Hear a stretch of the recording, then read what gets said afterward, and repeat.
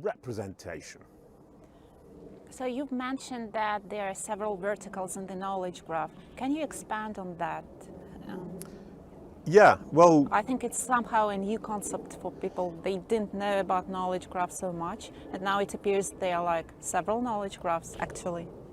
yeah, which is actually logical. I mean, if you look at Microsoft, I think there's probably only one real knowledge graph. I mean, there are presumably other ones, but they're really focusing on that one big one, which is why I think Bing are probably slightly better with their focused knowledge graph, because they're not dispersing their focus.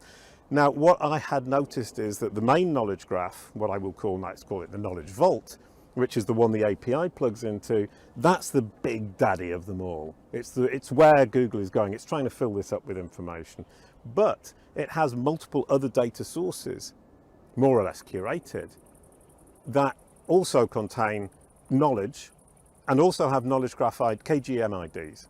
And that would be Google Scholars, Google Books, Google Podcasts, Google Maps, and the web index actually has a knowledge graph built into it.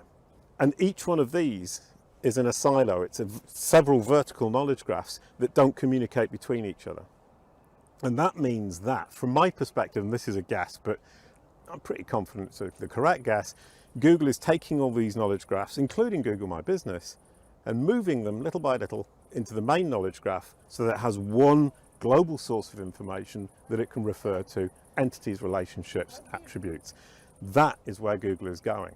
And that is where Kalicube is driving our clients, is saying, if you're in the books vertical, we're going to gradually move you and your books from that books vertical into the main knowledge graph, because that is where the power lies.